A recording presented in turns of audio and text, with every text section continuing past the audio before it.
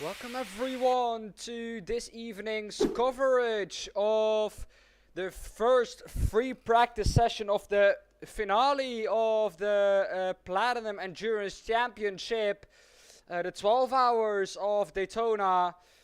And currently we have some cars out on track here in the first session. Looking here at Vincent Awesomes for Platinum Racing Team LMP2 Blue. That car was in a championship fight with a lot of the fast guys. Of course, the tower on the left-hand side says that it's Perry Severe. That is one because Vincent has named the team that he is practicing with like that. And secondly, because, well, that name is changed differently and we cannot change that accordingly to this. I might do it like this. Give me a second. There we go. But then you will only see this, which is still not too bad, I think. Now we have the teams up there as well.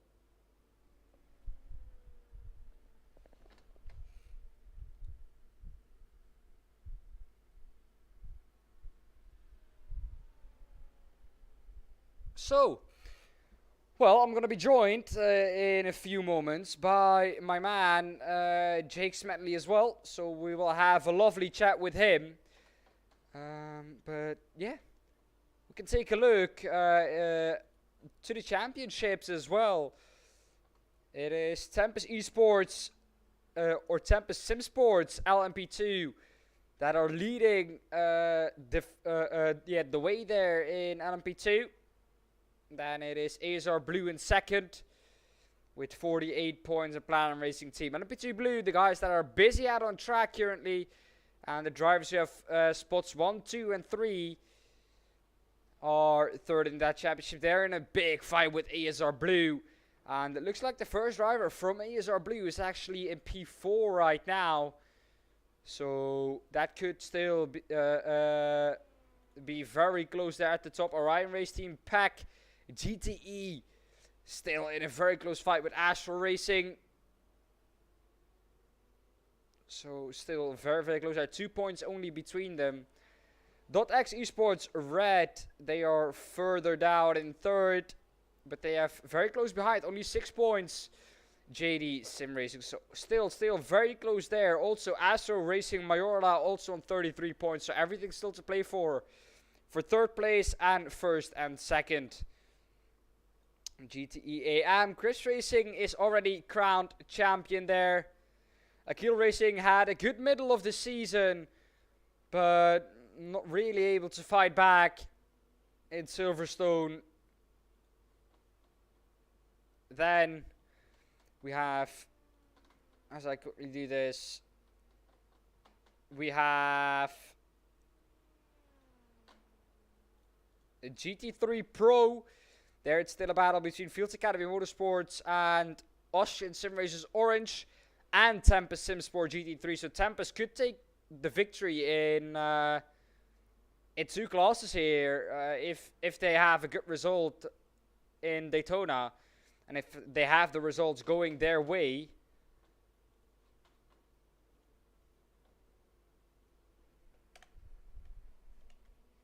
We quickly change things. There we go.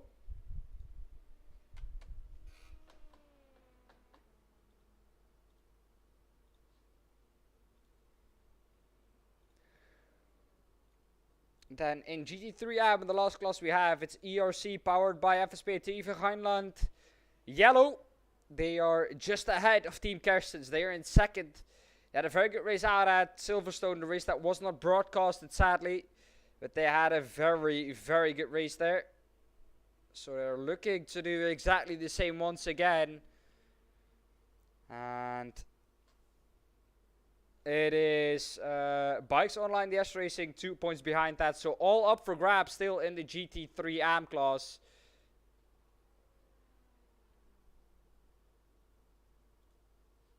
Never mind. I was looking at the wrong championship. I have never said anything. Akira Racing Cyan is in first in GT3 AM.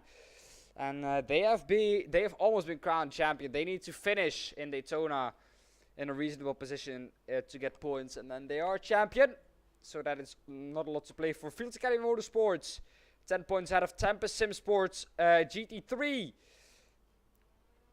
And also Sim Races Orange.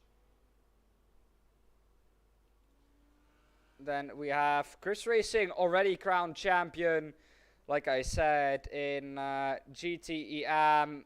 Astro Racing Mayorla, 2 points out of Astro Racing Mayorla.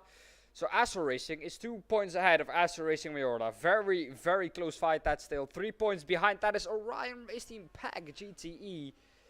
So those 3 teams all still in with a shot at the championship. But at the top of LMP2, it is Tempest Sim Sports LMP2, who are already crowned champion in the LMP2 category.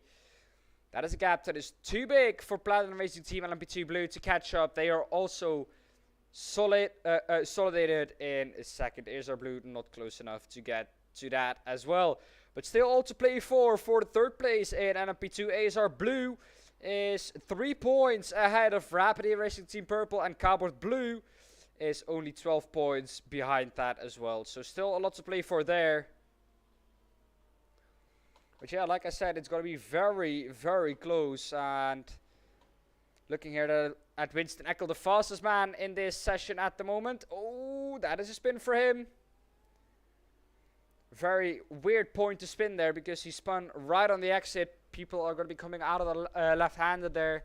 They're going to wash out wide. The car understeers naturally a little bit there.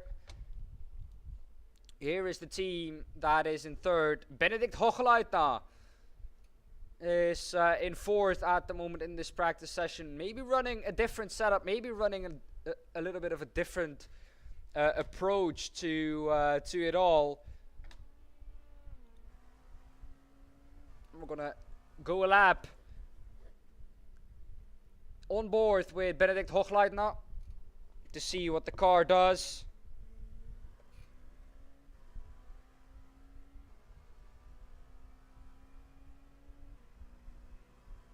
See if he is fuel saving any bit, because fuel saving is a big thing here at Daytona. A lot of GTs are going to be doing it, so it's absolutely needed to get it right. Now you guys have audio as well for the cars. That's going to be handy, I think.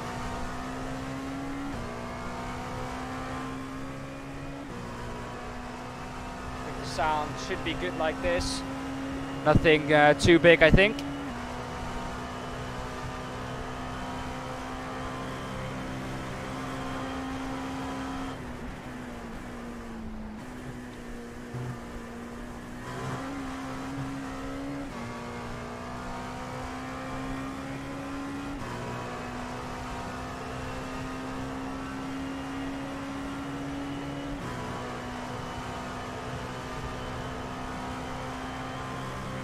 Going to be joined by Jake Smetney, like I said, but it's going to take some time for him, of course, to get home. Hi to all of you watching around the world. Feel free to pop in chat, ask questions about the race. It's the finale of the season at Daytona. Still a lot of championships up for grabs, but some are already decided in the last races. There's, I think, the D3 Motorsports BMW spun. Yes, it is. Who is that? Frank Gaia in that car. Let's see how that happened. Oh, there, the spin already happened. Can go a little bit further back. Oh, he had to wait for a long, long time, as you can already see. This is where it happened. Right, let's look then into the corner. Oh, and the rear just steps out. The rear just steps out. Nothing he can do there, and then he has to wait. Like you can see, he cannot turn the car because there are cars coming. So the most predictable thing to do then issue just stands still, and that Porsche just missed him by an inch. Lamborghini going by, and then I think we can see the ASR Blue LMP2 coming by as well, and then he decides to just go onto the grass where he should be safe. No one should touch him there. Onto the asphalt once again and continuing his way. He's on the banking once again, Frank Gaia. No harm done to that BMW, I think.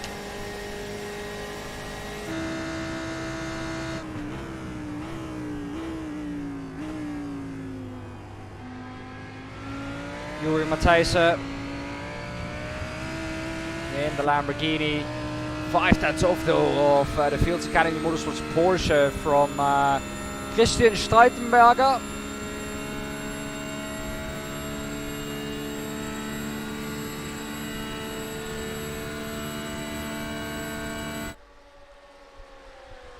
He currently giving a tow to his teammate, it looks like. And that is Andrew Fields in the Fields Academy Motorsports car, of course. The Fields Academy Motorsports Porsche. Season 2 of PAC has also been announced, with a couple of new tracks being added to it. As will be, if we take a further look,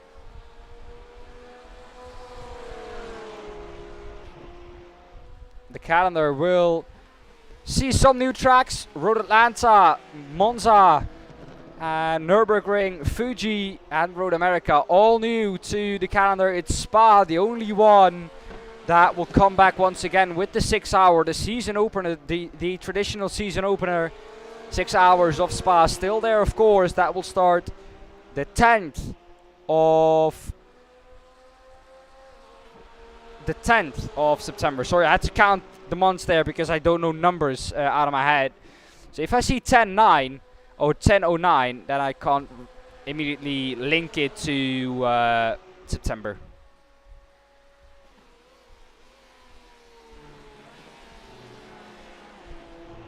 But yeah, 10th of September is Season 2 kickoff for PAC.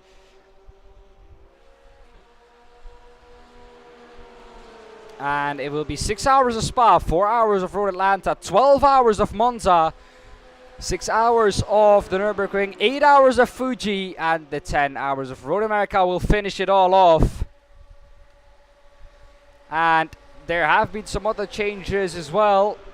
It will be LMP2 and GT3 only. GTE has been removed from the sign-ups, because of course the lack of sign-ups and the lack of drivers in that category, sadly.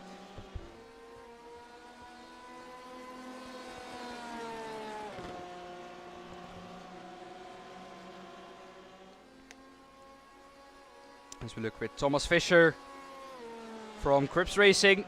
That team already crowned champion, but they want to eke out that lead and they want to look as dominant as possible, of course. Good evening to everyone around the world. Good morning, good afternoon, good night, and good evening. Wherever you may be around the world, it's always the perfect time for watching some PAC at the Platinum Racing League channel.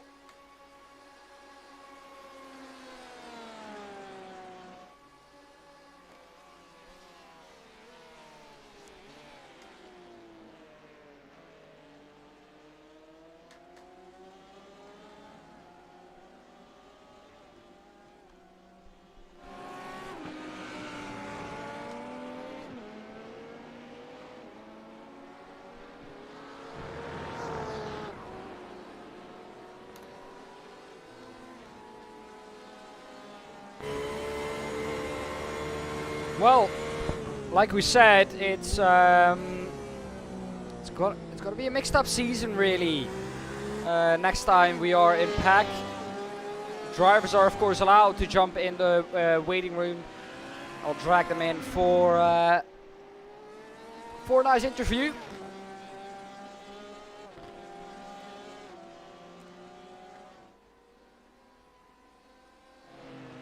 The Fields Academy Motorsport boys still behind each other. Andrew Fields now closer this time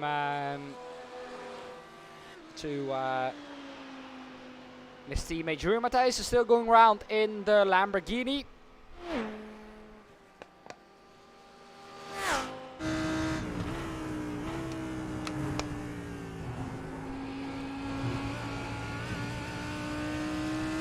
Three hours still left in practice.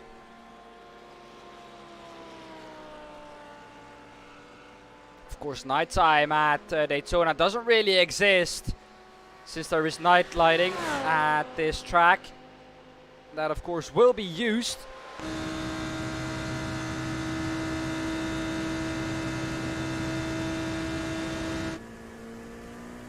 On board with Vincent Awesams in from the Platinum Racing Team LMP2 Blue. You will see a couple of teams at the left just being there more than once, but that is because drivers can sign up separately to this session.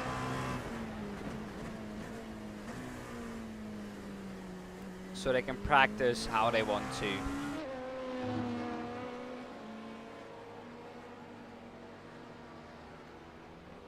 A lot more teams will join them, I'm sure about that.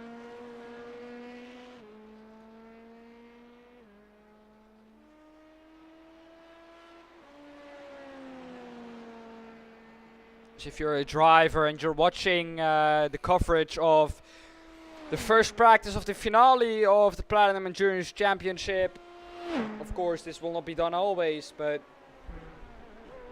of course this being the finale, it's a little bit of a special week for PAC, so that will be done.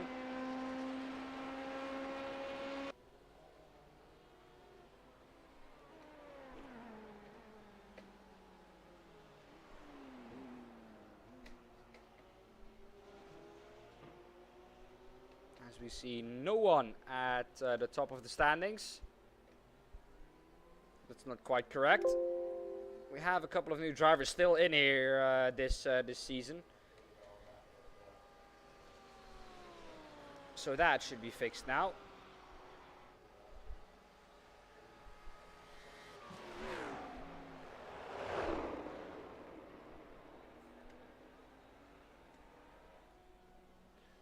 There we go. Crips Racing is now on top of the standings.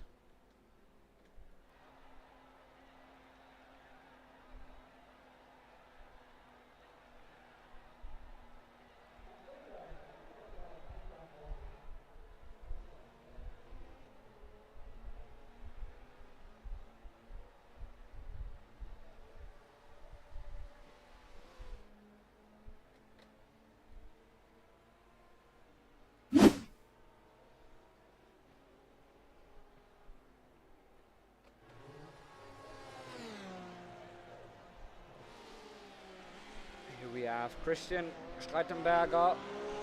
He is still out on track, still ahead of his teammate.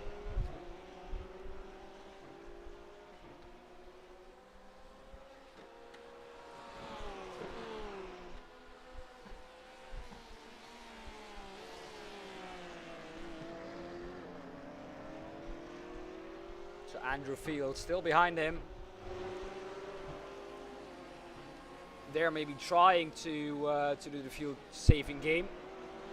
Seems like Andrew is quite a lot slower than Christian, but he can keep up in the tow, and I think they're trying that. See how he runs in a tow, because that might be helpful for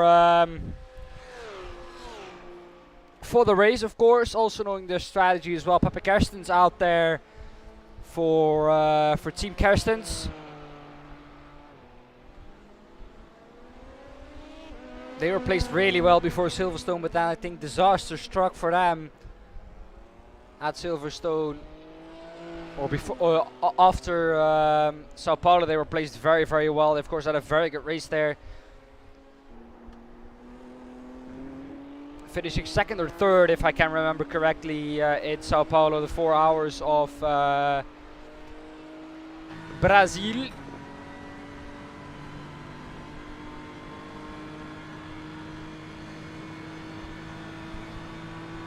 see here the banking. It's it's quite steep, the banking there.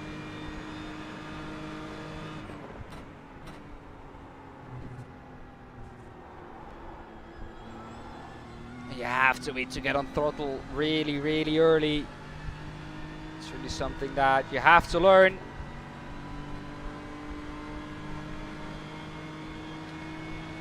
So welcome everyone, feel free to pop in chat, ask me any questions.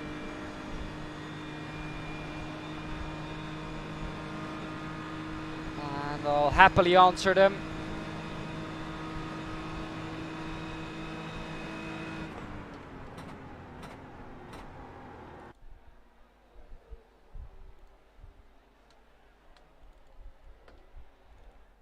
Benedict Hochleitner in the ESR Blue LMP2.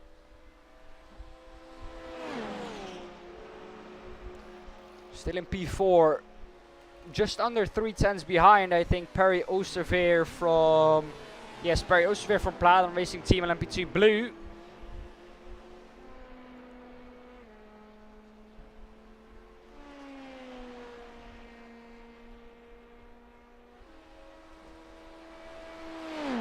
So yeah, there will be a lot of changes next season, but the first season of PAC was, I think, a big success for Mornings as well, and for everyone in the team, the stewards team, the drivers. I think it was a big success. And just now, it is Andrew Fields who popped up into P3 behind his teammate. Seems like he's picking up the pace now, of course, in the tow. He is really quick. It'll be interesting to see if they are going to switch around, but it seems like Andrew Fields is now a little bit quicker with his Porsche than his teammate Christian Streitenberger ahead of him.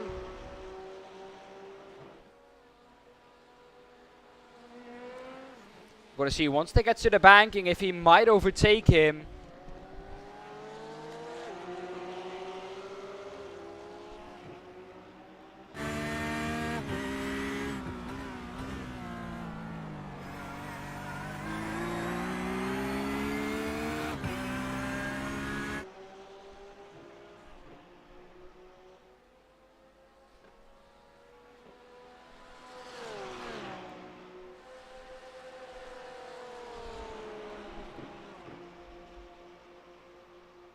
Seems like he is still hanging behind in that slipstream, trying to save fuel. I think they're trying to play the fuel game here.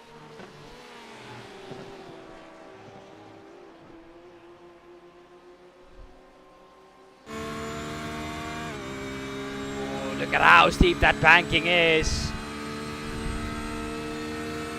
It's so steep. It is difficult to run up it. That is how steep the banking is at Daytona.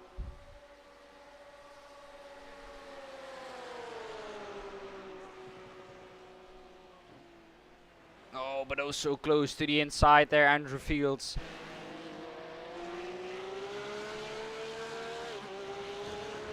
But they're playing the team game here. Just the racing driver in me says that if I would have been Andrew here, I would have been alongside already. I could not stick behind that long. Then into the second horseshoe, maybe. Not really. But he's trying it up the inside now. Looks like Christian Streitenberger has dropped a little bit of pace, his teammate. Maybe he's struggling with tires, maybe longer into his stint. But it looks like they are going to switch now. He's been sticking behind for a long time. He's in the slipstream, he's in the tow. Can he maybe overtake into the Le Mans chicane? Looks like they are going to do a switch. Can he? Is he going to do it? Not really.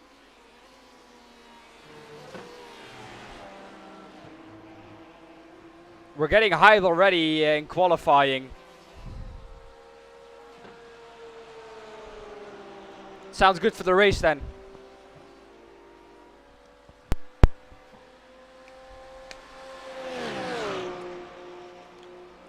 So Winston Eckel had a little moment. Oh, that is into the second horseshoe, it looks like.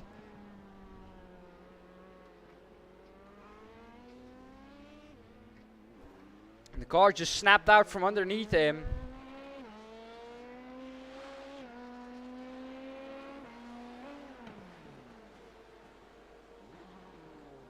Oh, and then he goes straight again. Then I think back to the pits, yes. That was not ideal there for Winston Eckel.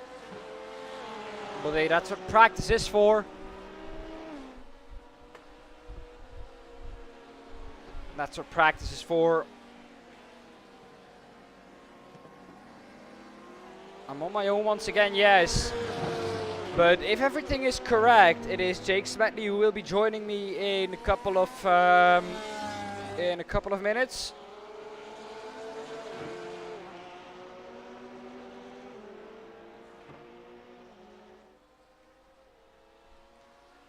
Once again, welcome all to you where you are around the world. As we see, I think Vincent Alstep's coming through there.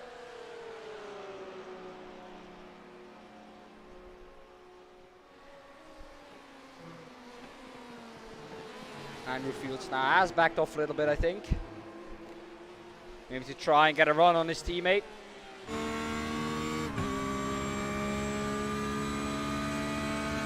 Now then with Benedict Hochleitner, now he has gone into P3.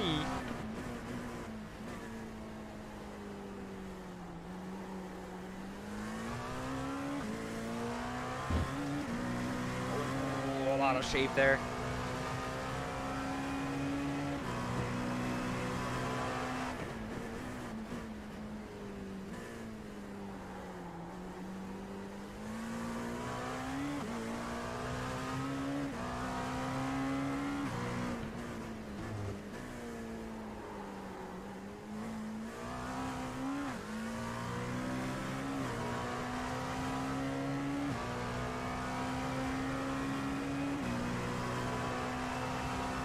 To the bank, and you can see just how unstable that Dallara P217 is.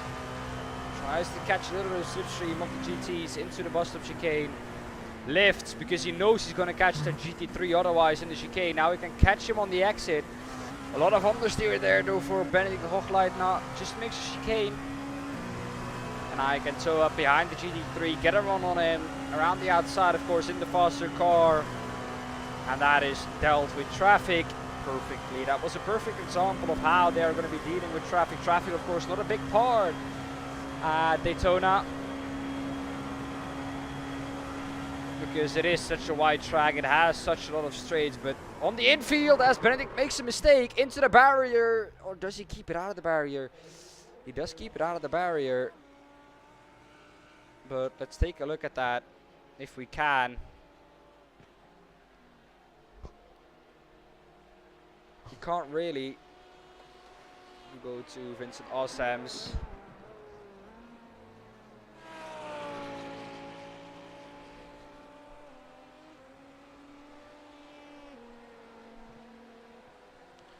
Benedict Hochleitner.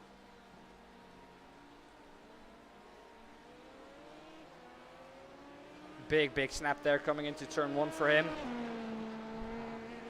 But he has popped up at the P3 now, so it looks like he has picked up the pace a little bit. Barry Oosterveld was out on track a couple of seconds ago. It looks like he is in the pits once again. This man has been out on track for a long while.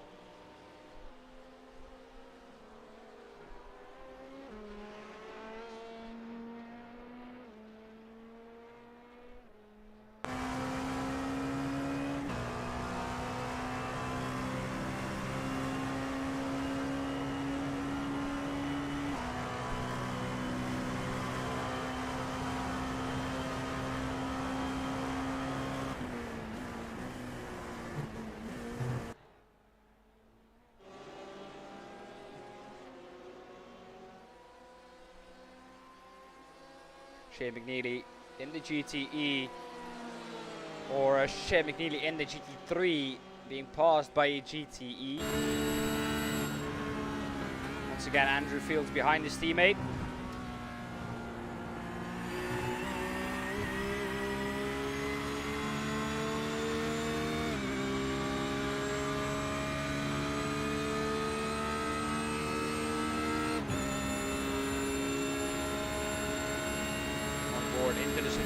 see how much you gain. Now maybe we can hear if he's trying to fuel save. Yes, he is. Goes up right behind him. And saves that fuel. Look how early he lifts for turn 1. They are definitely playing the fuel game here.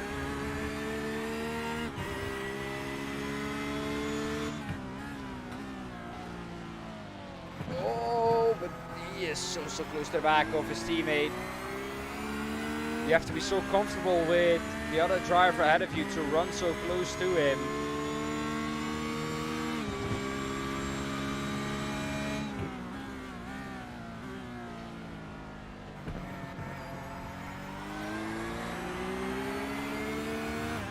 Another car that I'm interested to see around this track really is the T3 Motorsports by Manatee Pack GTE BMW. A car that is normally very quick in a straight line.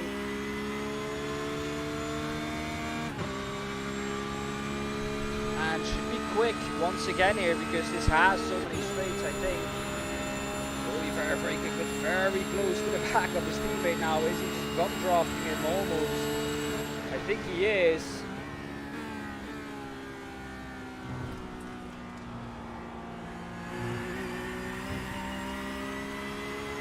Just making actually Lewis Gregg in the Chris Racing car.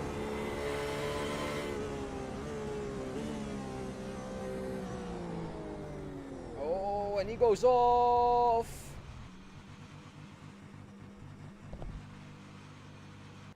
And that'll be back to the pits for him, I'm afraid. As we are once again looking at this battle here.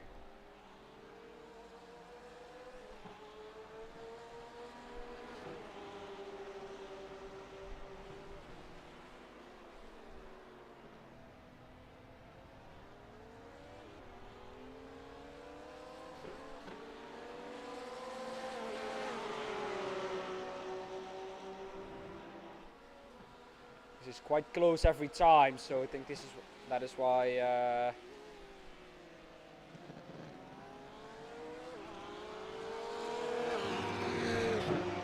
the Regie has chosen this battle.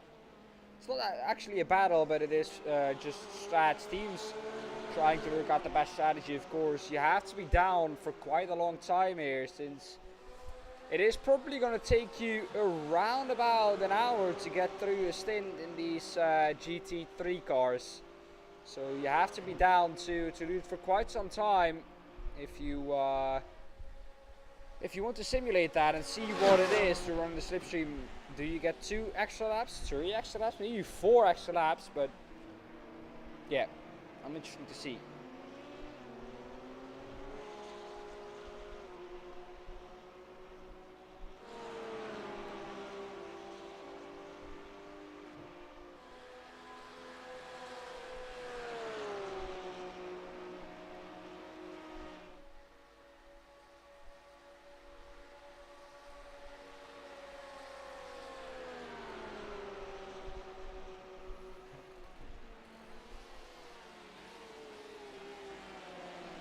And it is going to stay this close for quite some time, I think. We have, I think, Benedict Hochleitner and the ASR Blue car coming up behind him. Behind them, I should say. Vincent Ossam's in the LMP2 still out on track as well. I'm waiting at the moment on my great friend. But he is still not online, I think. No, Jake's still not here.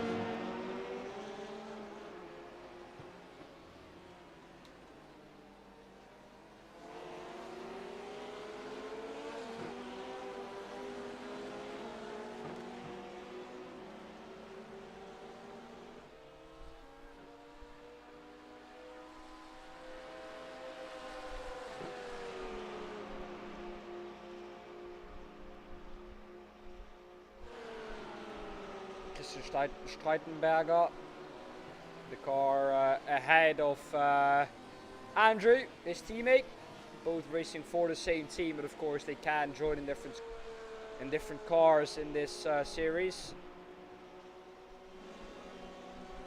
Here, beautiful shot there. You can see them running over the banking, and at quite a pace, you have to say. There is the T3 Motorsports by Manatee Pack GTE BMW. It takes, I think, the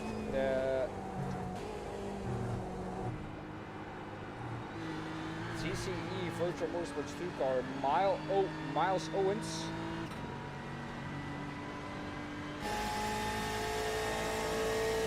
Here we are. You can just hear the difference in engine tone. Really,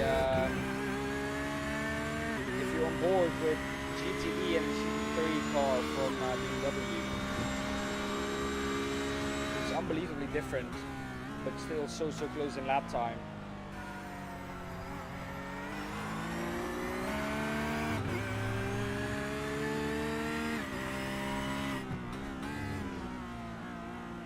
They can really lay it into the exit of the infield.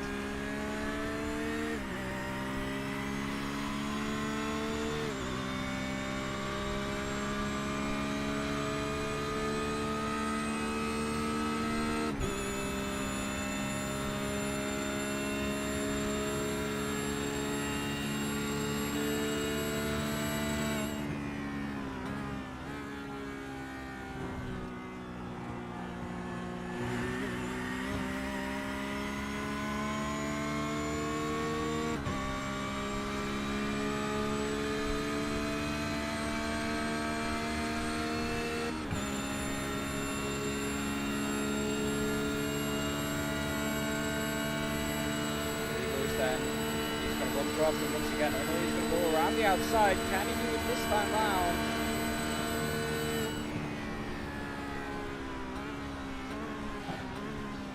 They're side by side going into turn 1. It is Christian Streitenberger coming out ahead once again.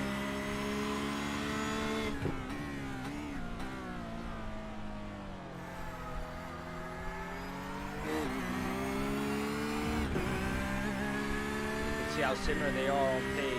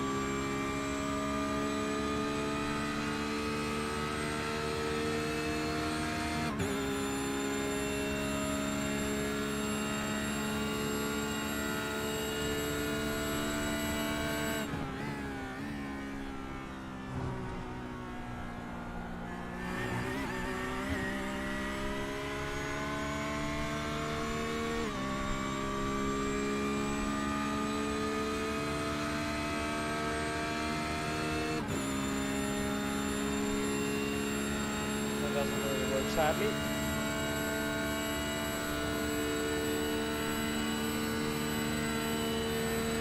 You see how consistent they are.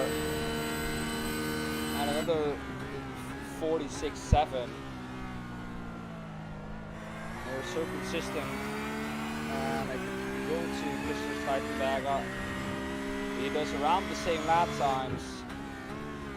Oh, so consistent. He has done around 46.3 for the last couple of laps.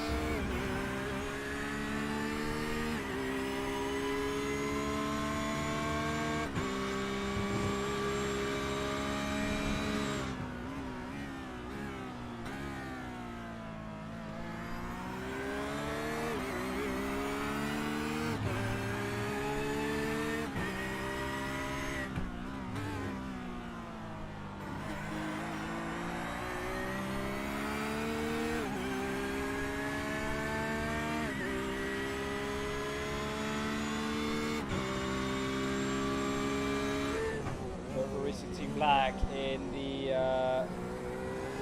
Porsche GTE. Also, that sounds vastly different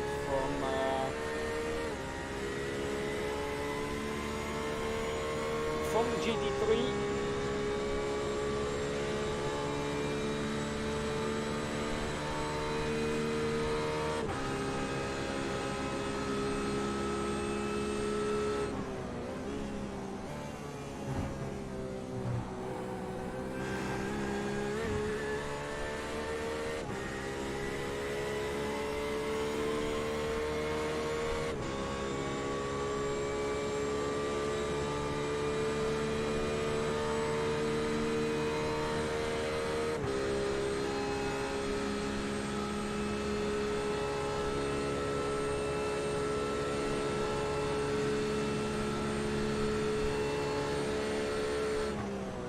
Turn 1.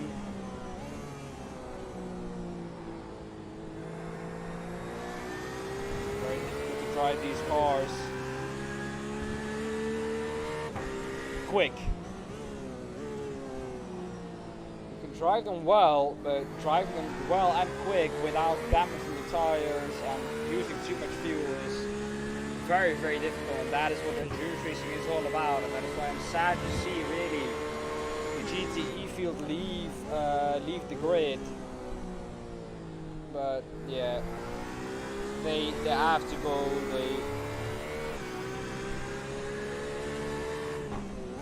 It's just not interesting anymore for small teams to run them, since they're becoming this expensive. So small teams tend to just go for the for just the GT3 cars and running a GT3 league. That you just GT practice on their own.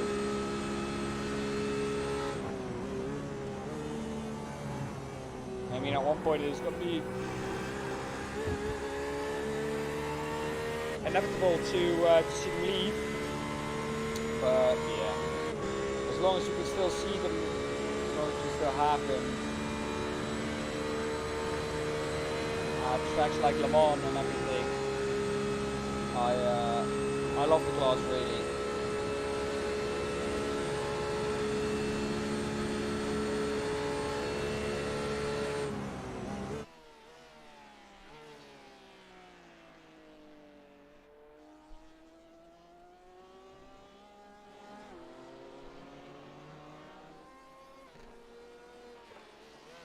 What are your guys? What are you guys thinking? What are you guys thinking about the race? What are your predictions for the race? How is it gonna go? Let me know in chat, and we maybe can have a chat about it. Feel free to pop any questions into the chat as well. This coming up to the two Fields Academy Motorsport cars.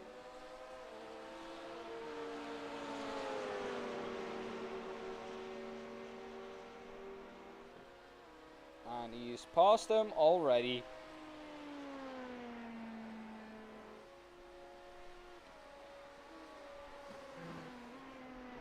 The only one still out on track, I think, for Platinum Racing Team and LMP2 Blue.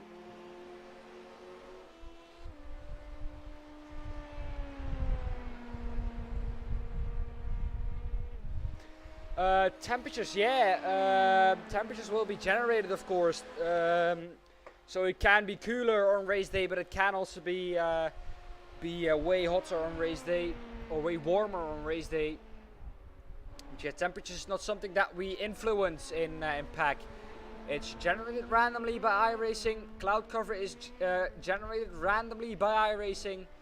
So everything is yeah. You can't. It's not a set temperature that will be there. Temperatures can drop for the race. They can rise. It's just what that day is just installed for us. So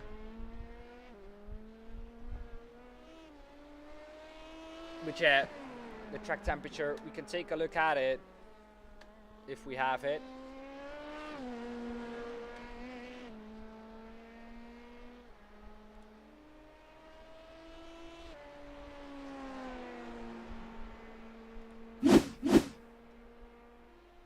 track temperature is currently 53 degrees.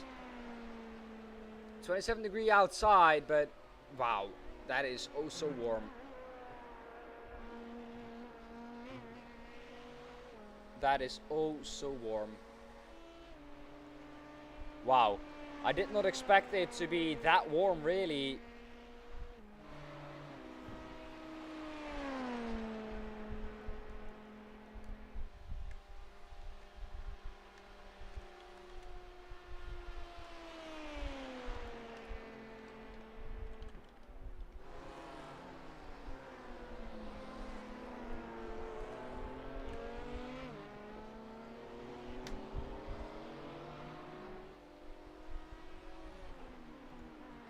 Because that is really, really, really warm.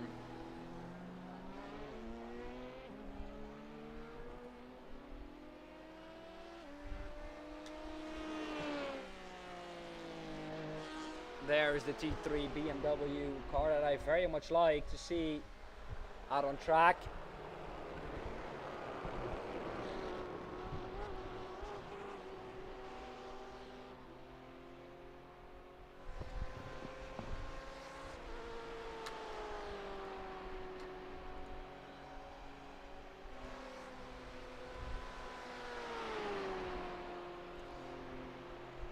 Takes long until Jake is in here. I thought he would be here earlier. But yeah, temperatures will change, Crackstone. Thank you for asking the question. If you have any more, or anyone else has any questions, feel free to pop them in chat, and we'll have a chat about it.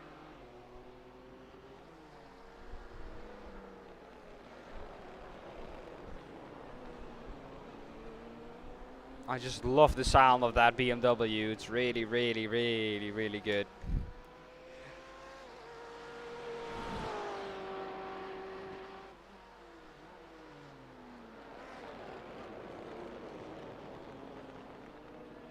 Into the second horseshoe. Onto the left-hander now. Out of the infield and into the banking. Onto the banking.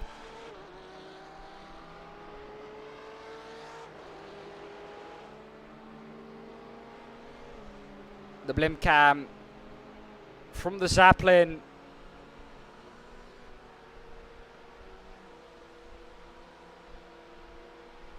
He's gonna come up to some slower GT3 traffic.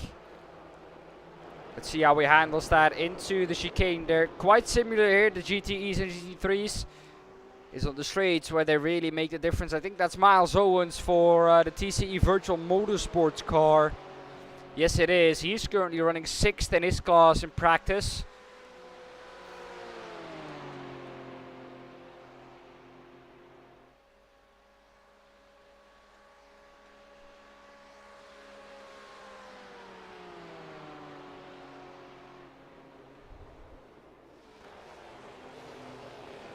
Goes a little bit wide, or that was the intentional line. That could still be the case as well. That is a line that you can take.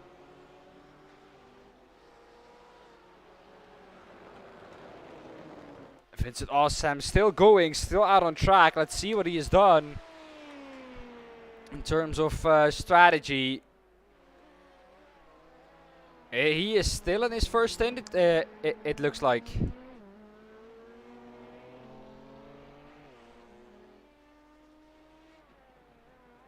Oh, that can't be. That must be his second.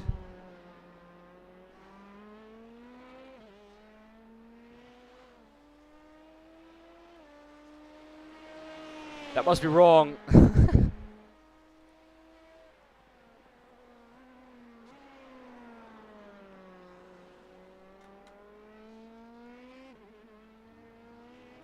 Here we have Pepe Kerstens out on track for Team Kerstens.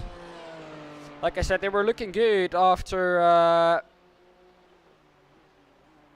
Sao Paulo, round 3, I think that was. No, round 2, Interlagos. They were looking good.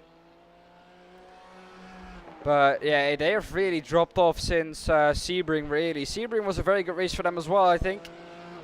Running around pretty consistently, picking up others picking up the pieces from people that left them behind. But Le Mans and Silverstone was really not the race for them to think about. Le Mans, they weren't really up to it. They weren't really supposed to drive. They had other people for them to drive, but they had to step in last minute because there was some issues with the drivers. And Silverstone, of course, not broadcast, so we do not have that much information about that. But definitely a race that did not go to plan for them as well, since they are that far down in the championship now. They were at one point in second, only 3 points behind first place. But yeah, that time has since then is long gone. And now at the 12 hours of Daytona, they are looking at a quickly taking a look at a 5th place in the championship.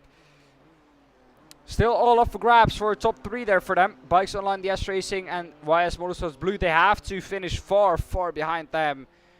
And then they can still do something, but never say never. It's a race that is 12 hours long, and we all know how much can happen in 12 hours time. So never say never.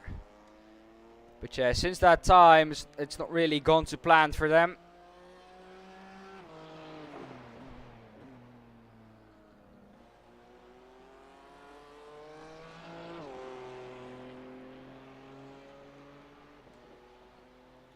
Luis Moura in the Digital Spirit DS Racing BMW. Like I said, they were in that fight with Team Kerstens. And they are looking to be just about a little bit quicker. But Pepe is a driver that is known for his consistency. But Luis Moura is a very quick driver as well. He has done 16 laps already. Shane McNeely, 56 laps in the Akil Racing Cyan car.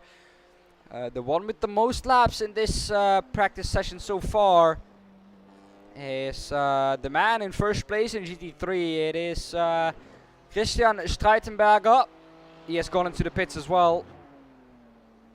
Not a lot of cars out there still on track.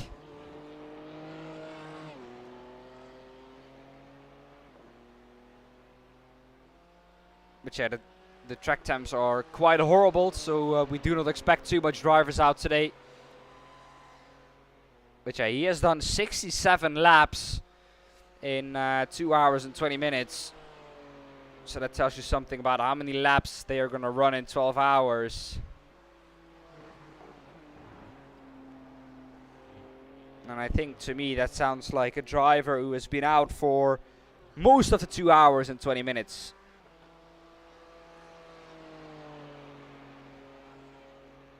Also for the online DS Racing team, or for the DS Racing teams, it is Bikes Online DS Racing. Marco Vela in that car. Marco Vilela. Difficult name to pronounce, definitely. Didn't make it easy for me. But yeah, good evening to everyone. Hope you're all doing well. Once again, if you have questions, feel free to pop them in chat. And we can have a discussion about them. Anything to say about the championship, how you think it was, if you have been here more than once.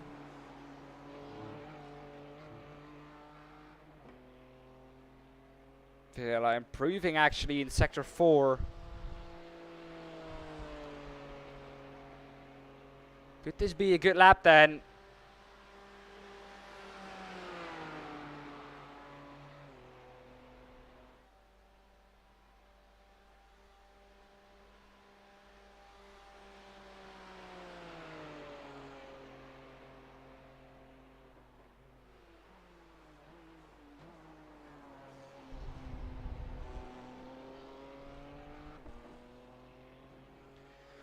of course, we have a new championship coming up as well. The MX-5 series for Platinum Racing League. That is going to start Wednesday coming up. So definitely looking forward to that.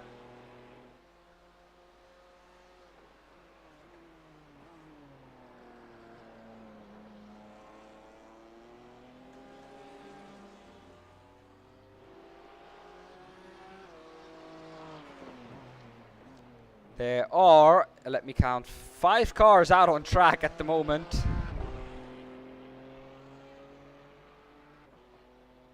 If the amount of cars on track stays like this,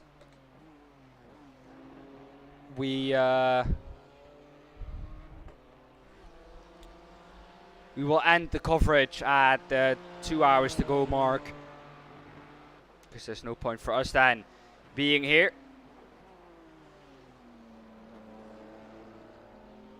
It's only free practice, so you can expect more streams for free practice.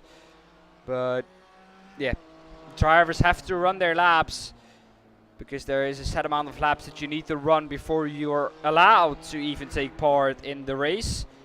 That is to prevent people from not doing enough practice and coming into the race and just wrecking everybody because of a lack of practice.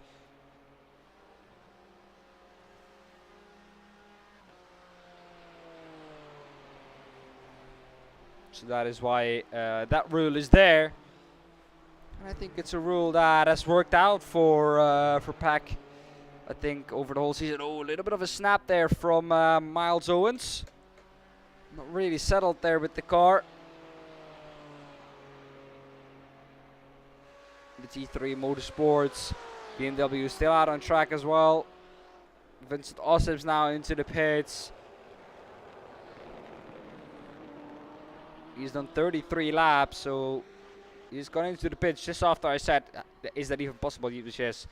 33 laps is around the lap that you want to pit, so he has done 1 full stint.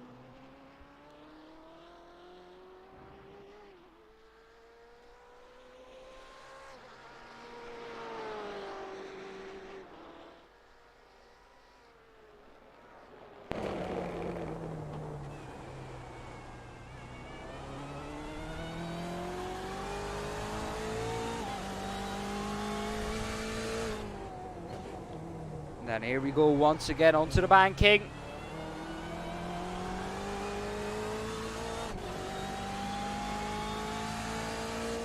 And look how steep that banking is. You would really have trouble running up this banking. That is how steep it is. So, yeah.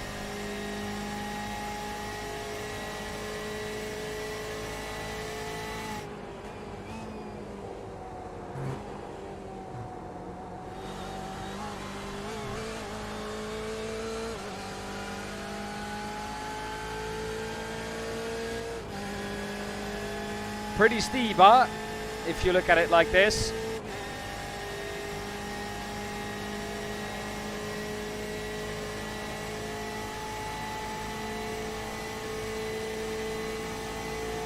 Here we go once again. And this is just start finish. This is not as heavily banked as turn 1 and turn 2 and turn 3 and turn 4. Because that is, for some reason in America, 2 corners, while it looks to the rest of Europe as 1 long corner and a straight and another corner. But hey, I watch oval racing as well, and it is great to watch. So I'm not gonna judge them for calling 1 corner by 2 corners. So 4 cars out on track. The numbers of cars on track is getting limited now, but luckily we have a couple of people who are doing long runs, so they are expected to stay out for a little bit longer.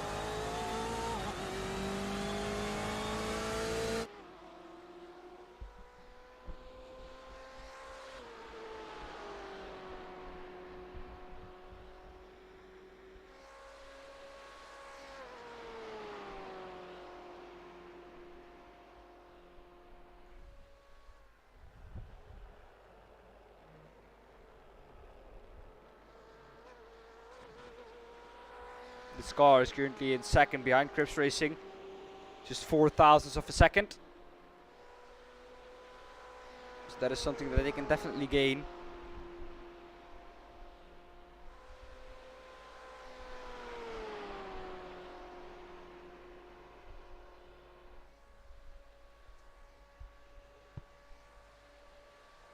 And these sectors lead to a lap time of 1:43.32. That is just a little bit off of his fastest lap time, so all the sectors adding up to each other are not too bad actually. There's Greg, of course, in the Crips Racing car in the pits.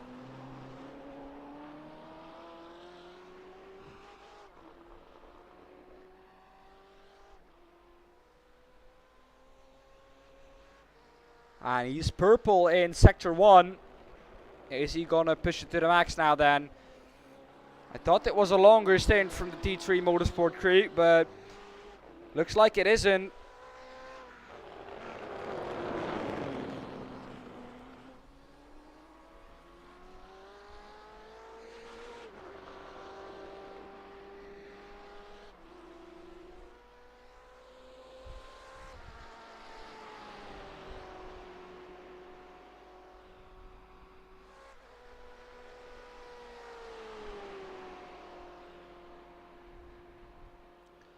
Frank Gaia, what can he do?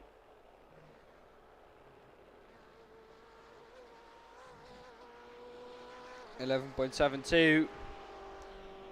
This is fastest there. That 15.12, that 15.123 is, I think, a very, very quick first sector.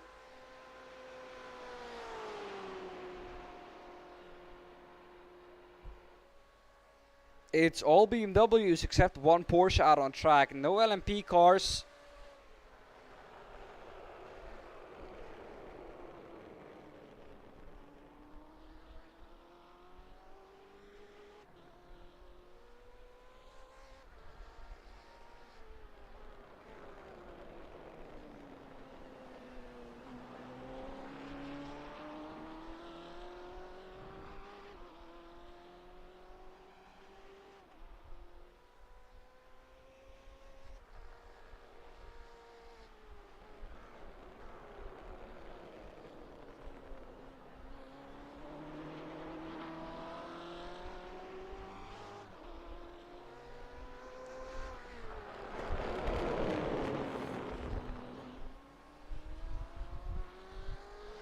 The cars, yes, James, that's a good question. We can definitely show you that.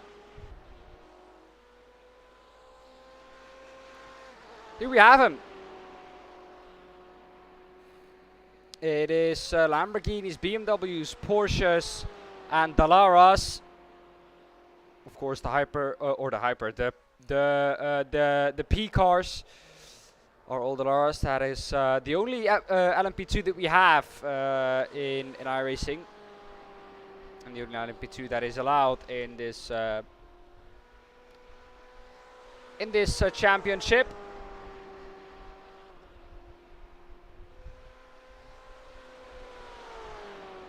But hey, James, if you're free, man, and you have a little bit of spare time, could you pop in and have a chat real quick?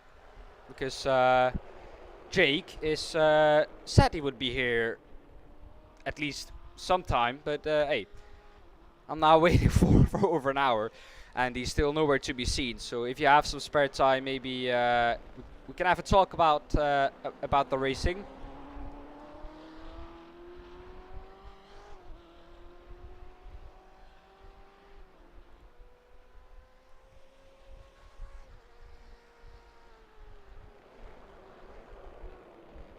Thanks for popping in though. Thanks for checking by.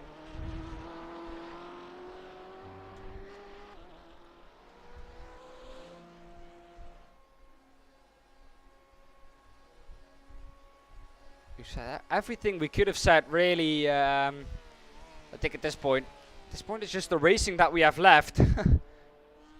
And for some reason not a lot of people are fancying themselves out on track. 2.5 hours done.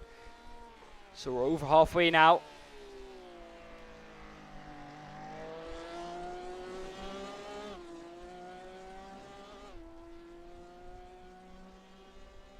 there are 4 cars out on track at the moment, so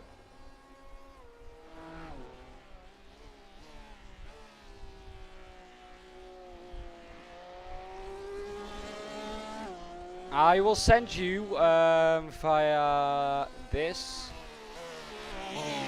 There you go. If you join that, that Discord, and you jump into the waiting room, I can drag you into the commenter booth, and we can have a nice chat.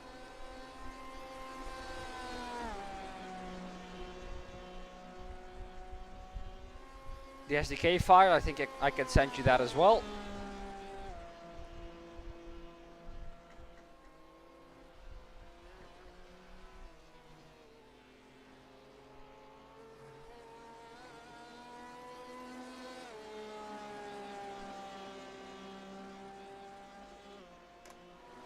There we have it.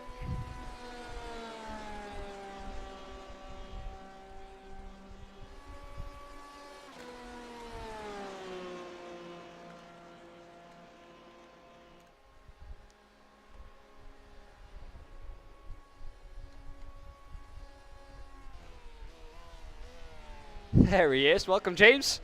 Hello, mate. You alright? Yeah, good evening. I'm doing absolutely fine. Watching some GT cars going around Daytona is one of my favorite things to do in the evening. Well, I have said everything I could have said about the league, everything that is coming up. It's really only the racing we have left, and sadly we only have 4 cars out on track. So I thought maybe we could have a chat about the experience you have had with endurance racing. Do you have any? I think with the wide variety of broadcasters you have done, of course, you must have some experience. Yeah, we've done LMP2s, LMP1s, GTEs, done 12-hour endurance races at Silverstone. It's a tough one, really, mate, because, you know, at the end of the day, it is an endurance. It's not a sprint. So, you know, the drivers have just got to be really sensible. They've got to be really careful and use all the practice time that they can to really dial the cars in and to get the setup ready for the session, you know, because otherwise they're not going to be ready for the race. And it's so tough being in endurance racing anyway, you know, and these guys have just got to make use of the time that they've got. Yeah, well, of course, we see a lot of the LMP cars, of course, the day before the race is really when it usually kicks off with the practice sessions. But it's just the time that you need to really get the setup dialed in and just make it to the preference of all of your drivers. Because remember, you have to share the setup with mostly 2 or 3 other drivers. Yeah, exactly, and they've just got to be aware, though, like, Daytona isn't just an ordinary track. It's, you know, full of bank curves. It's full of long straights. Like here now, as we see Frank Geyer going through the bus stop, he's going to come out of that bus stop and he's got a long run down to turn 1. And at the end of the day, during an endurance race, there's no point fighting the car behind with the draft. You might as well just let them go and say, okay, well, there you go, take the position, I'll get it back later on. Because look at the straight, look at what Guyer's going through. It's a big long straight, and he's coming up to the start finish straight now. There you go, he's just gone past the line, and he's going to drop down into turn 1, and that's where the action's going to happen. And at the end of the day, they want to try and not fight the first few laps on that draft, because that draft will be insanely strong, and they've just got to really sort of use their brain and go, do you know what, go past me, I'll get you back later once it settles in, because as I say, it's a long endurance race. Yeah, well, of course, we saw a little bit earlier on, you were not here I think at that point, but we saw earlier on the 2 Fields Academy Motorsports cars, which are first and second in the session right now. We saw them for a very, very long time just towed up behind each other. Is practicing that also something that a lot of teams do, you think? It's a difficult one, because team racing at times can be great, but if you're using it as a technique to tow each other along, What they don't want to do is they don't want to be tripping over each other. They don't want to be. So if it comes to the qualifying and they're trying that same technique, what they don't want is they don't want the lead car tripping over the car behind. They've got to let them go at a sensible place. Like where we're at now with Texera is you've got to take the lead car will have to take that high line to allow the car behind to come and take the inside line, and then either swap it back over the bus stop again. But they don't want to swap at a frequent rate because they don't want to trip over each other. And if you've got one driver that's fast on the infield here, and then you've got one that's fast on the backside, you've got to work out precisely where you're going to let each other go, because otherwise you could trip over each other and then both your laps could be ruined. Yeah, of course. And in endurance racing, like we've seen a lot of times, it's not really the overall lap time that is important, but it's just the amount of consistency you can have, the amount of or just the least of time you can lose to your fastest lap is really what can win you an endurance race. And of course luck is very much involved in it. I think a lot of teams have experienced that if you've driven the 6 hours of Watkins Glen this weekend, of course, especially for iRacing. If you've done that yourself, you have to have a certain amount of luck, of course, to be able to win. But most of the times you create that luck yourself. If you just have enough and you get into like a zone where like all the bad stuff happens, because you see that a lot of times. You get one thing wrong and everything just goes wrong afterwards, and after a little bit you get back into that zone a little bit where, of course, these bad things happen. But yeah, I think you create a lot of that luck yourself. It's about when you're going for this period of time, because they're going to be going for a long time. What they want to do is fairly straightforward. They want to manage traffic to a sensible rate. So that at some point here, as Texera is in the BMW, he's going to be overtaken from an LMP2 car, okay? What he doesn't want to do is on the in section after turn 1, before you go round the horseshoe and pushing out on the exit of 4 and 5, what he doesn't want to do is get himself involved in the mix there of holding up an LMP2. If they can minimize the amount of times that they're going to face either traffic, lapped cars, which does happen, or faster cars on the infield section. So as we can see here, Texera is coming in now into turn 1. So from here, round up, as they're going through 1, they go through the S's up into the horseshoe section, which he's going to be coming up to now. He's going to drop round the horseshoe. He's going to go left round 4 and then coming into 5 and 6. He wants to minimize the traffic and time loss here. If he can sensibly now, for instance, if he had an LMP2 car, move out of its way, but not lose any time, let him go. Don't hold him up, because all that you're going to end up doing as you're coming up through 5 now, before you head down to the tricky left hand of a 6 onto the back straight of 7, is you're just going to hold him up. You're going to hold him up, you're going to lose your own time.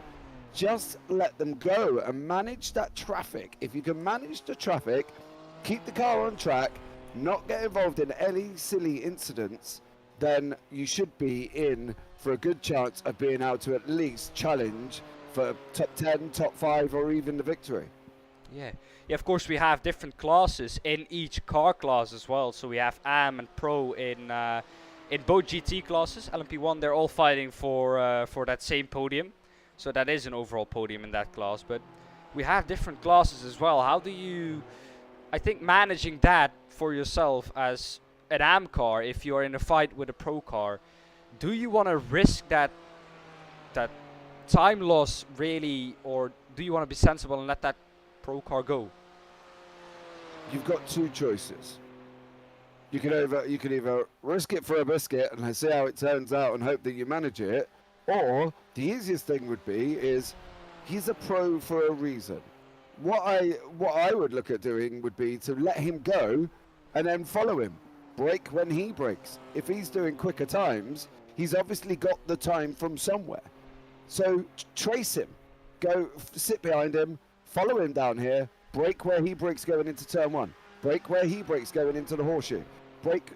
use him to your advantage, because that makes more sense than trying to fight somebody. Let him pull you forward.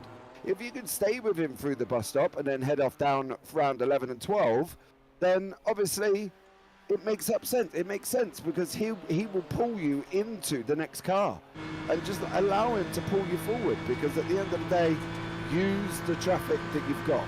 Obviously, don't try and put it behind an LMP2 car if you're in a GT, because you've got no hope of even following him. But another car in front of a pro, use him. That's what I would do. Just use him as the maximum.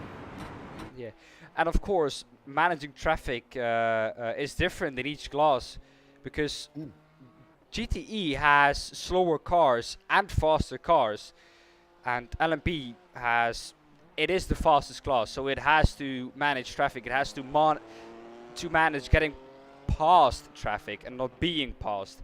And GT3 is really managing the time you lose by getting past. So it's a really different ball game if you're in a GT3 compared to a GTE or just the LMP2 car. It's that middle class syndrome, because not only have they got to look, towards the front with the LMP2, like the lapping the GTEs, they've also got to look behind for the lapping LMP2s, because it's that middle class. GTs can just worry about themselves and try to deal with everything else, but that middle class is always difficult. It's like having LMP1s, LMP2s and GT3s. The LMP2s have not only got to deal with the lapping of the GT3s, they've also got to be careful of the lapping of the LMP1s. Traffic management and keeping your X limits down and keeping your accidents to a minimum and just keeping the car on track. Survive, and I can guarantee you will easily be within the top 10, if not challenging, because that's all that really endurance racing is about. Get your pit stops right, get your tyre wear right, manage it, get it on in a race, and stay out of trouble. Yeah. That's it.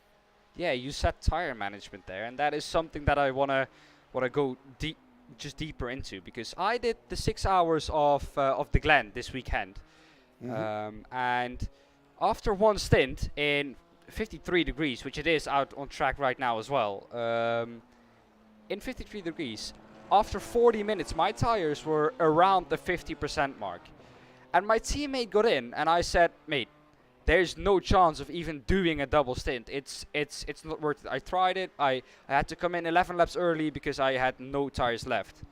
But he went in after the first stint. He said, just watch it and put them on if they are that bad.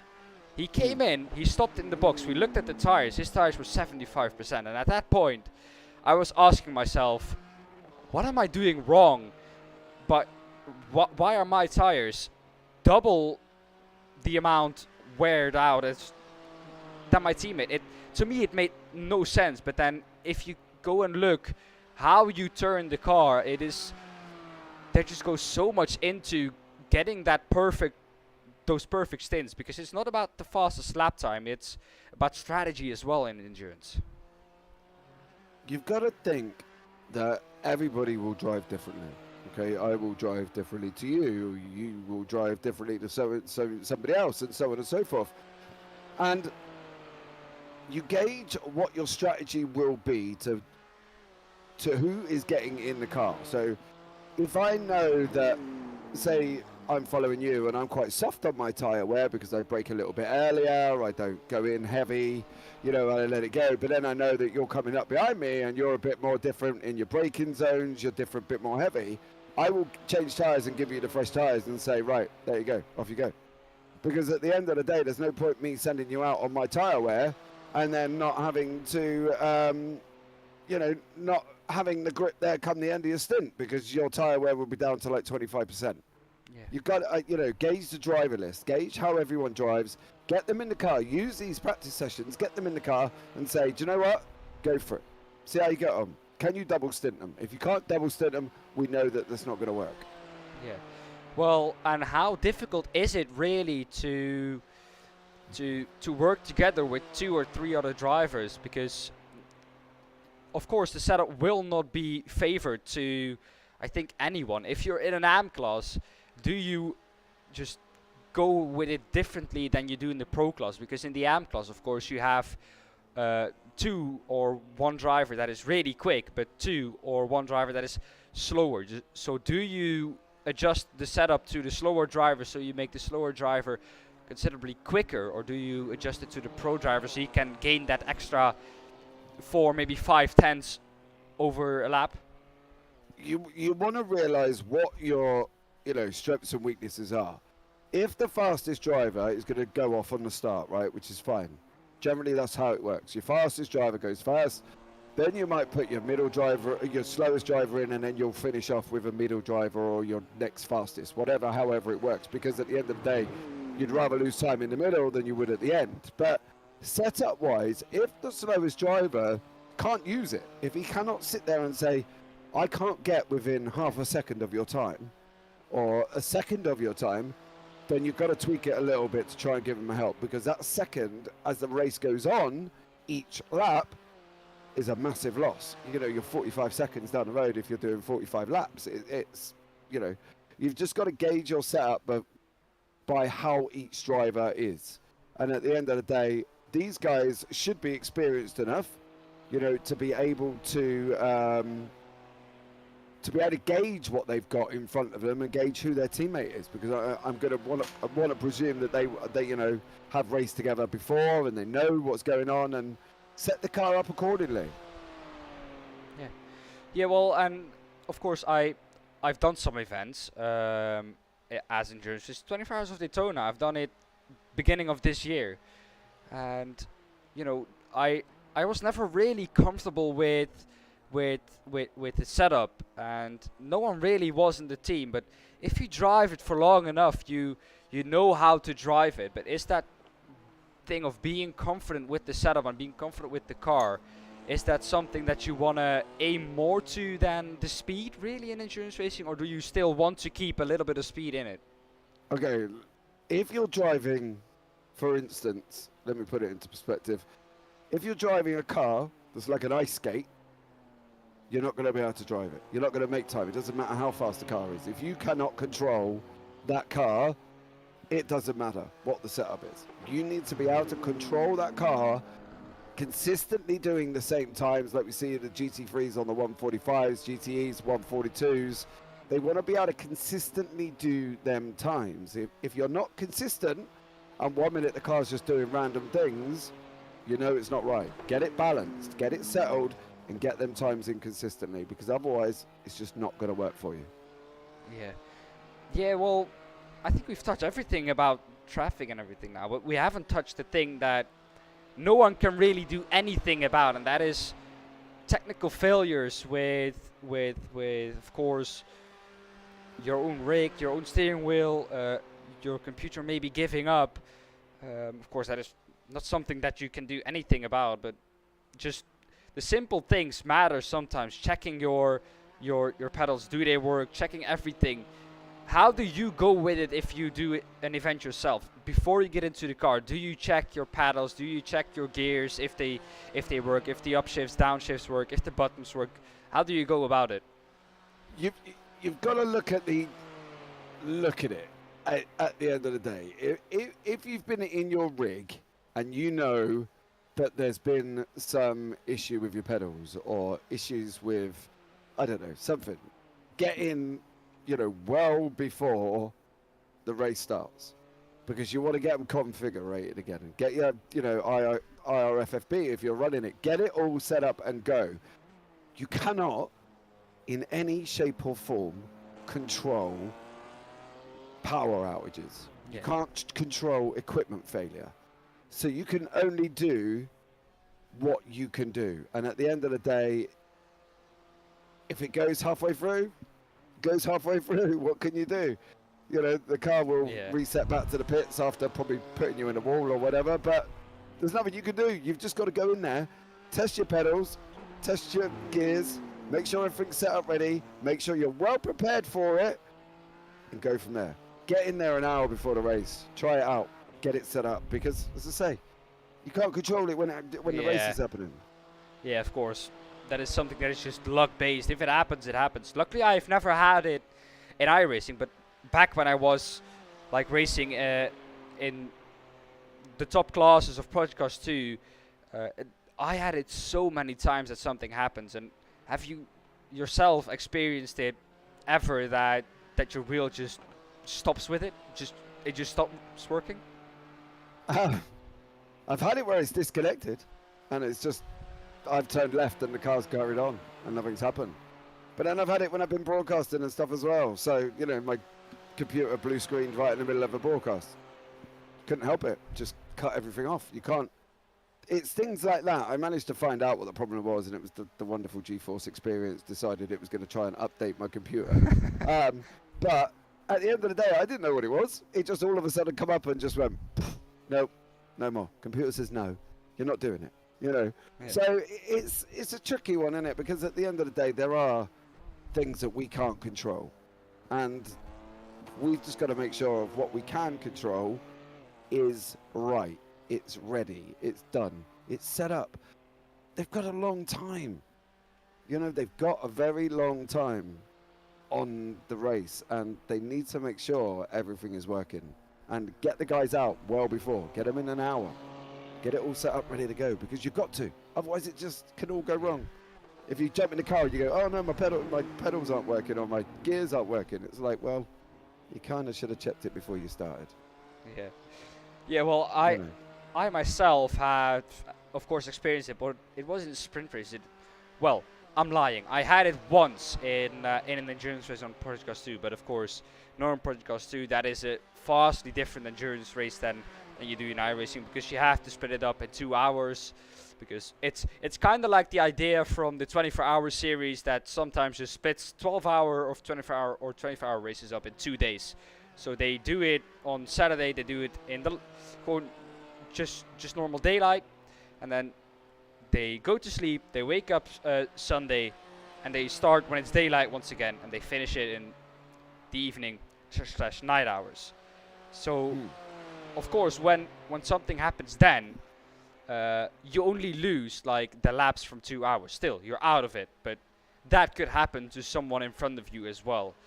But do you think that once you have done endurance more and more and more, do you learn from the things you experience? With power huts, of course, there's nothing you can learn from that, but do you learn from things like a blue screen, from the what was it exactly, the GeForce experience? Yeah, exactly, that it just decides to update.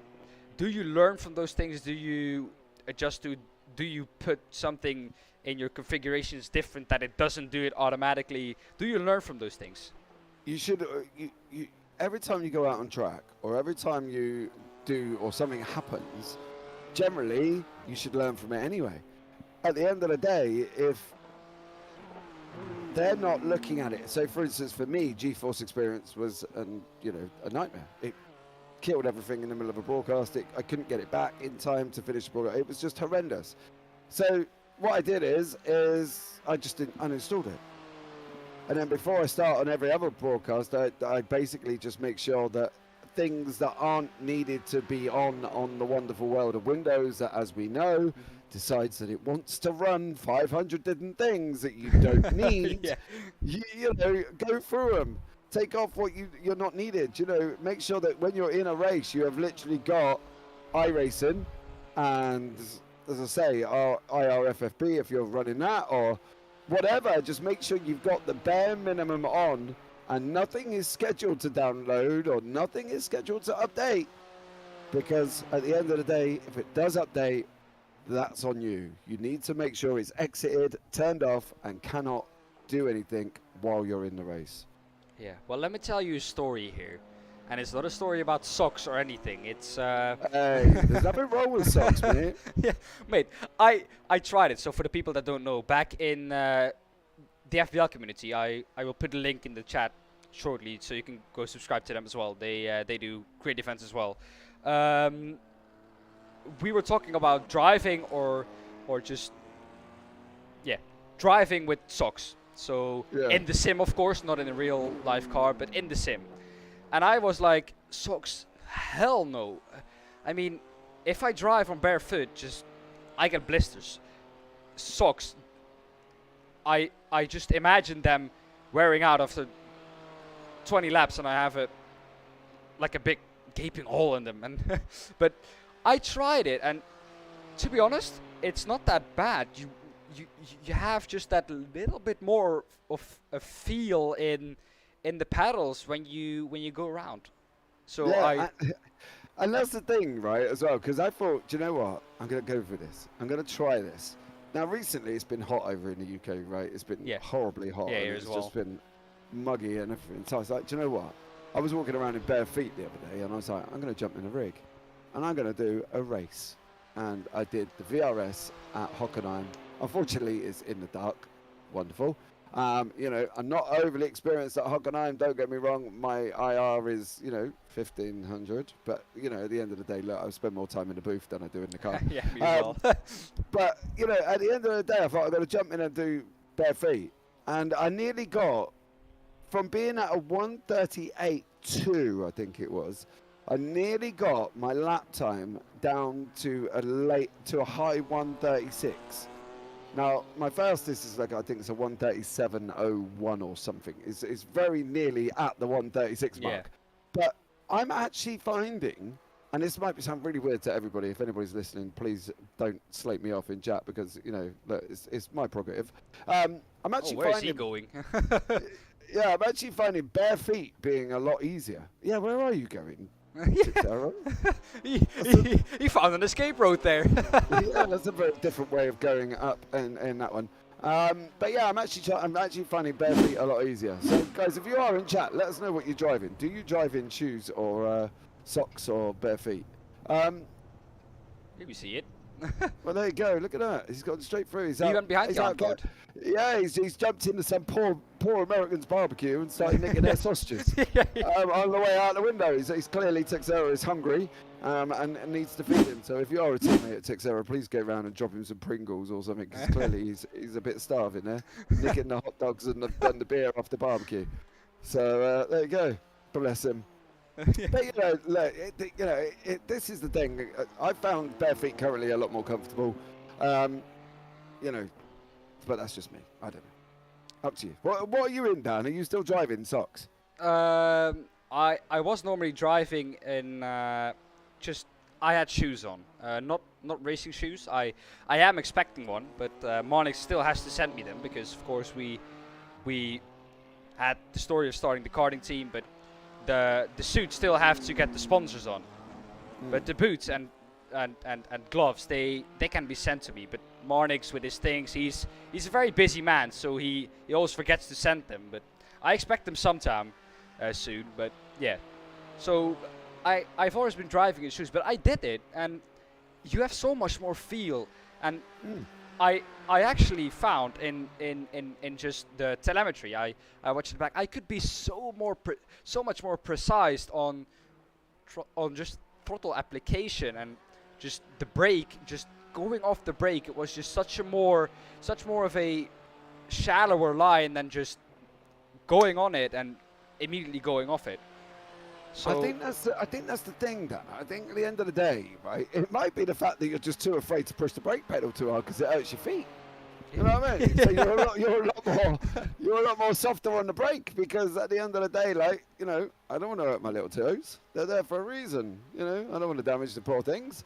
But it could be the fact that I don't know. It's just so different from normal, isn't it? And at the end of the day, you've got to be sensible, and I think that's the thing. Some people aren't, but as I say, brake control is massive, and I think at the end of the day, whatever you're comfortable with. If it is socks, great. If it's shoes, great. If it's bare feet, great. Just whatever makes you comfortable. That's what I do. And at the moment, socks is working out. Well, actually, I'm in bare feet at the moment, so bare feet is working out for me. So there you go. Well, the thing I found out when I went back to driving with my shoes on, I was even worse. So it was a bad idea to do one race on socks, because I had to readjust for half a race once again to not press the brake pedal too hard, to just not lock up, because without the shoe on, I was finding that I needed to press the brake a little bit harder because like the area you press the brake with is you have a little bit less of surface to press the brake pedal with, so you have to brake a little bit harder, and that little bit just threw me off immediately. Into the wall. Oh. And that is his stint gone. He was on a longer stint, I think, so... John Sylvester, what is happening? But yeah. Well, another topic then. Do you drive with gloves? Now, initially, right, I did. Okay, I'm not going to lie. But I'm now in a predicament where I can only find one. You know, it's a little bit pointless at the moment. So I don't drive with any, because at the end of the day, as I say, one isn't going to help me. So I need to get a new pair. I did drive with gloves because I find it a little more comfortable, especially sometimes when you're doing longer races like endurance or whatever. But generally, no, not at the moment, because as I say, I can only find one, you know, and it's no good. So what about you? Are you in a glove man? Yeah, since it started with me not using gloves. I got the Formula V2 from Fanatec. It has Alcantara. So I drove without gloves. I said that to someone. He almost murdered me for not driving with gloves on Alcantara. That was the first moment I realized, like, maybe I need to get gloves. But at that point I was still, what was I, 16? So I was still that bitchy, you know. So I didn't want to listen. But after a while, and I did the 24 hours of Le Mans. That was the first endurance race I did on iRacing. I had iRacing for a month or 3, but yeah, that was the reason I wanted to get into it, because the endurance racing was proper. And I did it, and I had a stint of like 2.5 hours. And after that, I had like an hour of rest, and I needed to get back into the car. And I grabbed onto the steering wheel after my hour of rest, and it was cold. It was almost wet. And at that point I realized maybe I need to get gloves, because this is not something I want to feel more often. So I was rather uncomfortable with it, and I immediately ordered some gloves, and now since then I just can't drive without them. Well, there you go. That's what I mean. I'm just finding it a little, as I say, it's really my own fault. I'm sure the extra glove is around here somewhere. But you know, it is what it is. But as I say, generally I would, but not at the moment, until I can order a new pair. So if anybody's got any recommendations, you know, I'm in the Endurance Discord, just send me a DM and say, James, get these, or whatever. And I'll have a look. But, you know, look, at the end of the day, it's what you prefer. It's what you feel better off with. You know, I'm still on a G29, but then, as we know, Dennis Kiriakopoulos is on a G29, and he's nearly 5k, if not 5k already, in iRating. So it begs the question of, if you gave him a Fanatec or a SimCube, would he still be as quick as he is on the G29? Clearly, he's got his G29 set up. He knows his G29 and his 5k IR. So, I don't know. People say equipment's everything, but clearly Dennis has proven us completely different. Yeah, wrong. exactly, You know exactly. But there are some exceptions in the world. Like, that man is half an alien. He's not an alien, but he's half of it. So yeah, he's getting to the point where he's getting dangerously quick. But just the fact that he knows his setup so well, and don't get me wrong, a G29 I think he was on, yes? Yeah, G29. Yeah. That is not a bad wheel. That is a very good wheel if you want to get a good wheel with force feedback that just gives you the feel of driving the car to get started with it. It is a good wheel that you can buy, and it's a good entry wheel that will serve you well for, I don't know how many years he's using it now, but for a lot of years. A lot of people bought it when it came out and they're still using it. So it is a wheel that is serving you well. Yeah, I've got mine as well. I've been in iRacing now for I was a 2000 lockdown iRacing sign up man, and I was using a wheel where initially I didn't have any feedback. Like, you know, I had mates gave me like a 20 quid wheel, and it was like, try it out, and I was like, okay, cool. Yeah. And I got used to that, and then I went over to a G29, and I'm like, ooh, I did the same. This is good. You know, and now I've still got my G29. But then again, as I say, you know, it's there. I use it. I get on with it. My pedals are inverted and strapped into my own rig, so it's like being in my own car. You know, so I'm happy. I don't see any need to go and spend £900, if not more, on Yeah. a new steering wheel. You know. I have great news. We have a third car out on the track. It's getting Oh. busier. It's getting busier. Ivan Bramer, bless Ivan. We know Ivan Yeah, we from do. other series as well. So, you know, it should be interesting. He's in the Porsche GTE. Yeah. So, good old Ivan drives in the FPL, does a lot of endurance races. Driven with him actually. We did a 3-hour. It was at Gilles Villeneuve, Okay. and he didn't actually believe me when I said to him that, look, I'll go out first. It'll be fine. But just be aware, things happen that aren't always my fault. And he was like, oh, God, what do you mean? I was like, just be aware. So I was driving the car. By the time I changed over, I had 21X. And he was like, how have you had 21X? You've not been in the car that long, and none of it's been your fault. I was like, see, told you, mate, things happen. How was he to drive with, though? Mate, I was just silly things. Like, I'm trying to get out, you know, I'm trying to go up the inside of somebody and they turn in on me. Or I'm coming down to the hairpin at Gilles Villeneuve and somebody outbrakes himself and just taps me. And that was my life in iRacing at that specific point. Don't get me wrong, it doesn't happen as much now, so maybe it was my driving. But at the end of the day, like, he was just astounded. It was just like, I can't believe that. And I was like, I know, told you. But he even said a lot of it wasn't my fault, so, you know, makes a change. But I'm sure Ivan will be putting the times in and really giving it a good old go in that Porsche. And Jake's joined us in the booth. Jake, how are you? I'm doing very well. How are we all? Well, not bad. I'm just filling in space, mate. Sat around watching the broadcast, jumped in with Dan. So there you go. Exactly. Well, Jake, you've joined us at the correct time. It's getting busier in the commentary booth, as it is out on track. We had 2 cars out on track, so I was at the point where I was kind of scared, like, I hope there are still cars out on track so we didn't have to show the scenic camera, but yeah. It did never get to that point, so we will not talk about that, but yeah. Hope you're having a good evening. Thank you for joining us. Yeah, no worries, mate. Right, well, Dan, I am going to go and chill out for a little bit. Yeah. I'll leave you in the capable hands of Jake. I'm sure Jake will love it definitely. and have a good old conversation with you there, Dan. And I might jump in again. What, we've got a couple of hour and 50 minutes. Maybe I'll pop in before the end and say hello. Yeah.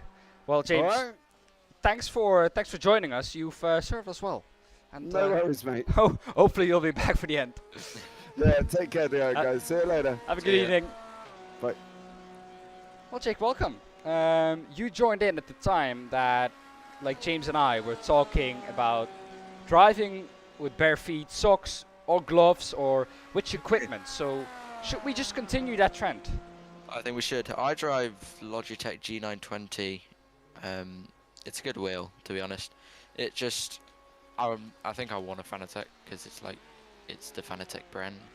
But I don't really drive with gloves, to be honest. I only do it when I'm like in really mood for it, because I don't get as much of a feel. Like with Fanatec, obviously you kind of need to drive with gloves because of the thing that they're built out of the material. Alcantara.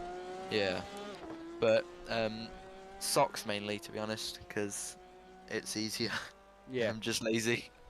Well, you said you sometimes drive with karting shoes on. Does it also feel to you that when you put them off and you drive on socks again, that you have so much more feel in the pedals? To be honest, because my pedals are metal, I don't really feel too much different. I mean, the pedals feel heavier, that's one for sure.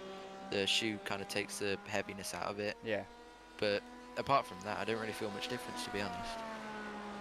So you don't find you can be more precise once you just drive on socks or bare feet? Yeah, to be honest, actually, you're a bit right there. You can be a bit more precise when you use just socks or bare feet, to be honest. Because shoes are like, they're a bit more obscure, so with the 3 pedals that I have, they're a bit tight, so I can't really get power down or brake as much as I'd like to. So with socks, you don't have that issue. Yeah. Well, like I said, I drive with gloves and shoes on. I will keep doing that, but yeah. Proper sim racer here. Yeah, I sometimes even put my helmet on. No, no, Oh, no, yeah. no. That's Don't we all?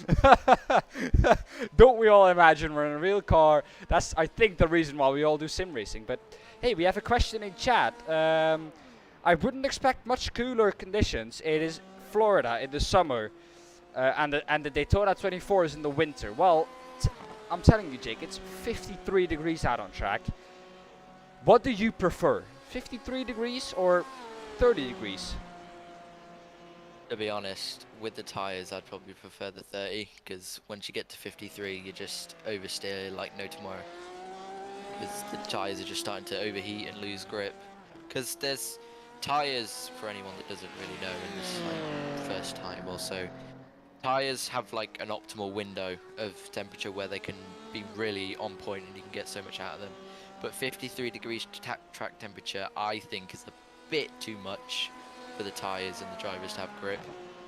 Yeah. Yeah, well, I find that, and this is weird. I'm gonna just throw it in. I would rather have 53 degrees. Why is that? For some reason, every time weird. the track cools down, the gap between me and the really fast guys is so much bigger than it is when it is just freaking hot out on track. The track temp is unreasonable. That gap then sometimes even turns into my favor, that I'm quicker. I don't know how that works, but for some reason I can handle those terrible conditions way better than they can. And Yeah, I don't know. all drivers are different, really. To be honest, like all drivers have their preferred. Like, You know, I think what it is, when the track is at a normal operating temperature, then you can see who's really the pro, and just 53 is Yeah. luck. Well, I was watching this thing because all drivers obviously drive different and have their different driving styles. I was watching this thing about like F1 and stuff, and Lewis Hamilton, when he started, used to drive so much rear wing that he would actually oversteer.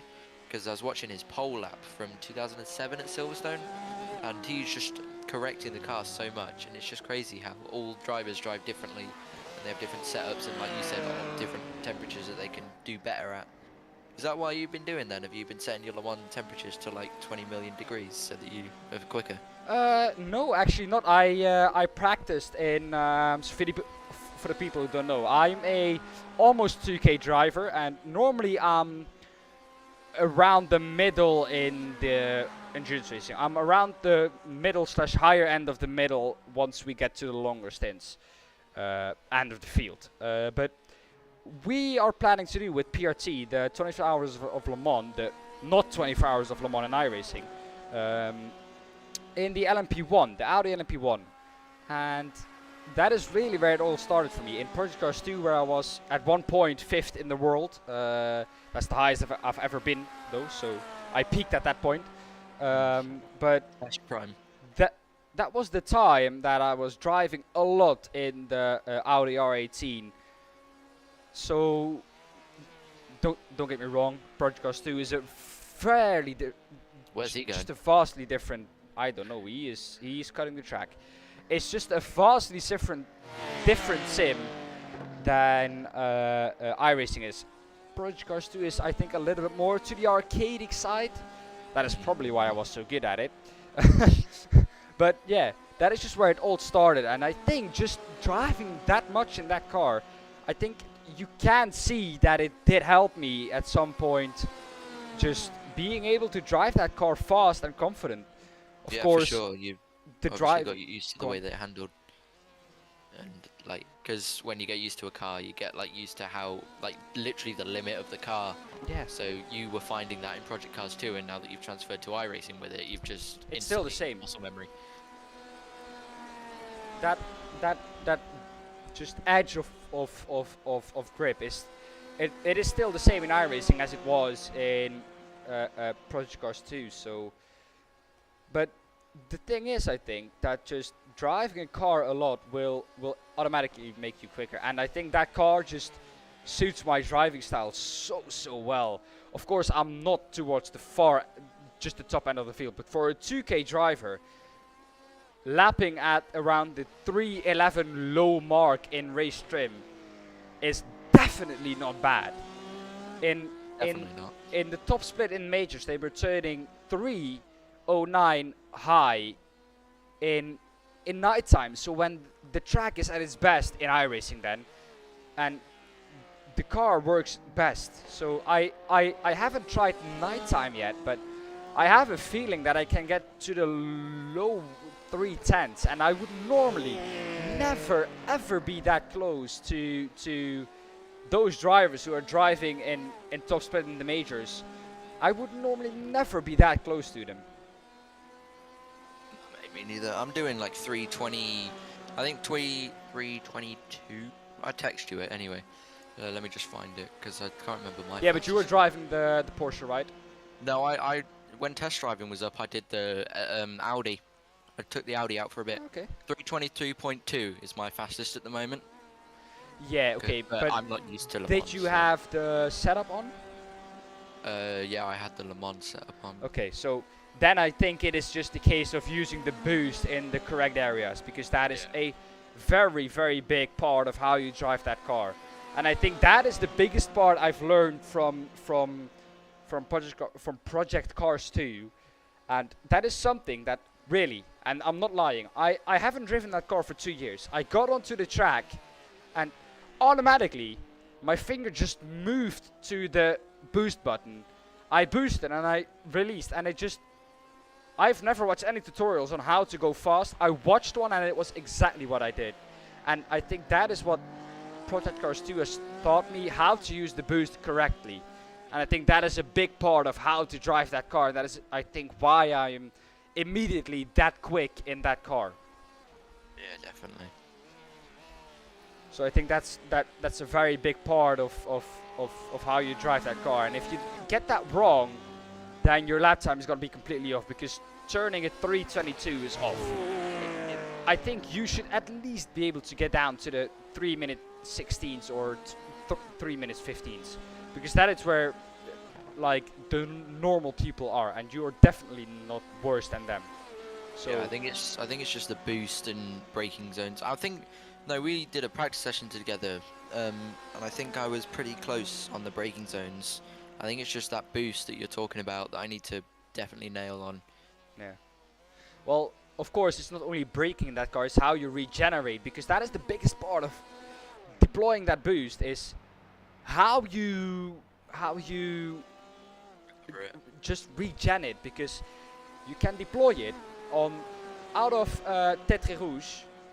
I said that in the most Dutch way you can say it. Out of Tetre Rouge, I deploy boost until I hit the 30 mark. Yeah. No, the 20 mark. Then I deploy boost until I hit the 40 mark at the second straight, and then I deploy boost until I hit the 60% mark of the boost that you can use over a lap. And then out of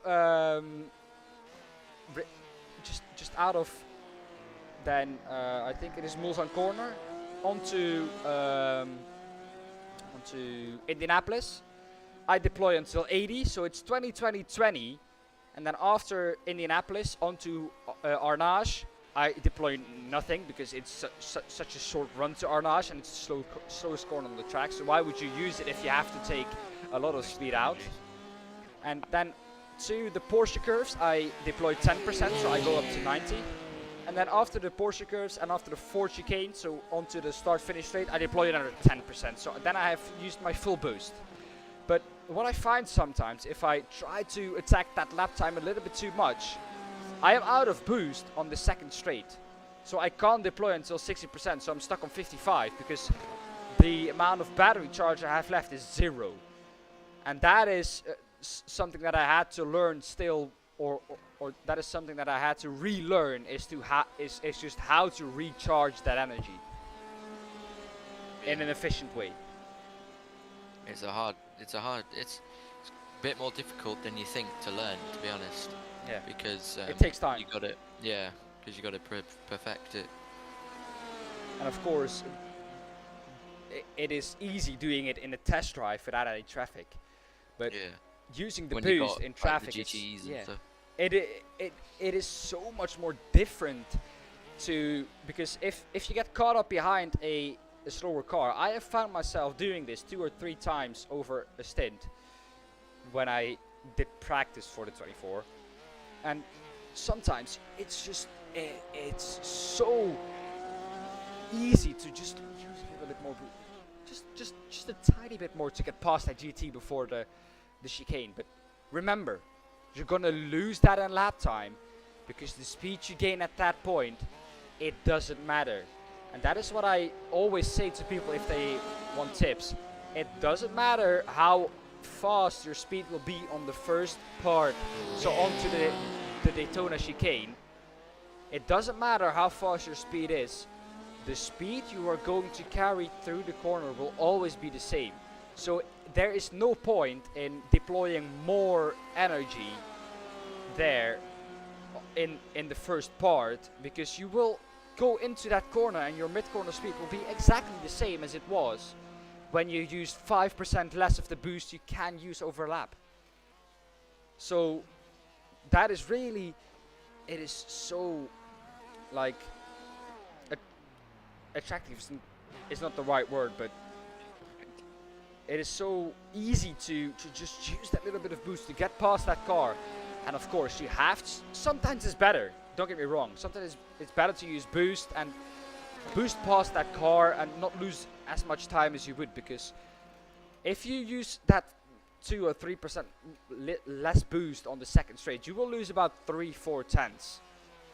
And if you are stuck behind the car in the Daytona chicane, so the first chicane on the Mulsanne straight, you lose around about, I say, a second to sometimes a second and a half if the GT car is really slow and an AM driver is in it.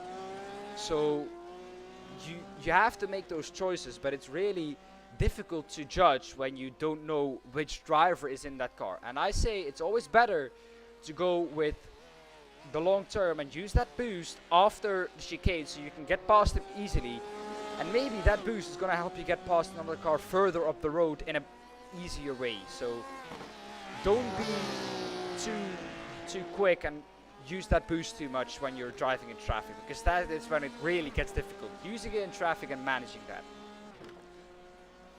Yeah, traffic always, as we always say in the It's a big part.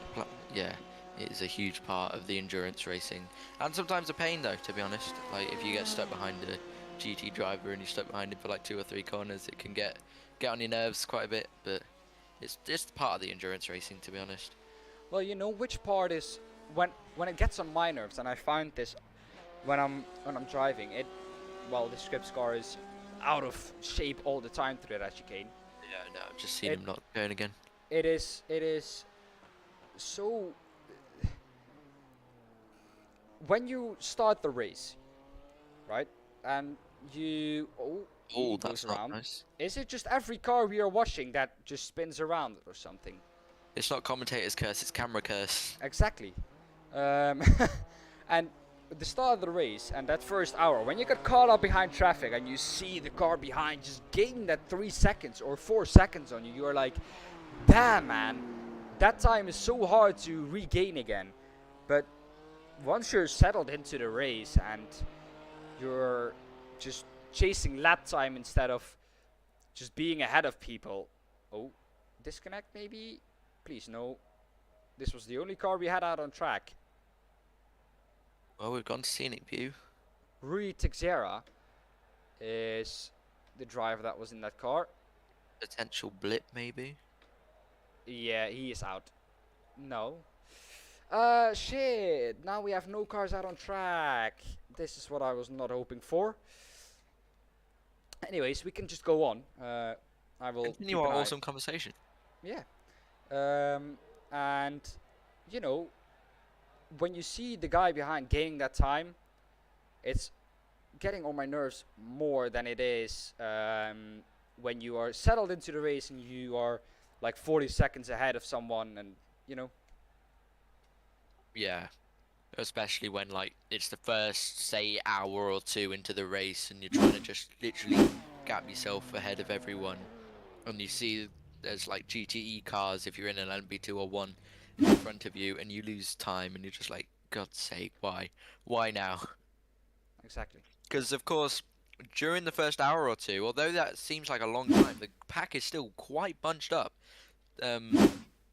Because that's where we see the most overtakes in these platinum endurance racing, um, in these races, um, towards the first hour and a half, 2 hours, and then the last hour and a half and 2 hours, because everyone's done their pit stops, and it's mainly on strategy now. But especially in the first like hour or two, you're just trying to avoid or get through traffic as quick as possible. And if Yeah. you've got that block in the way, then you're just like, God's sake. Yeah, exactly. It's sometimes it's very, very annoying. But I For the think slower I car, have it a won't be little bit of annoying. difficulties with SDK. And I think that this is then a perfect time to round it off. We have no cars out on track at the moment. Sadly, we had a very good evening, but since we now have some technical issues, since SDK doesn't want to work together once again with me, SDK just has a thing against you, mate. yeah, for some reason it just I wanted to watch that replay and it just doesn't go back to life now. So I don't know what that really is. Like you can see, trying my best, but it's just not working. Anyways, I think Jake, this has been it then for us. Still no cars out on track. I think the drivers are done. Track times are just not where they want them to be. So I think this is gonna be. I don't think we will see 53 degrees in the race. Let's keep it like that. But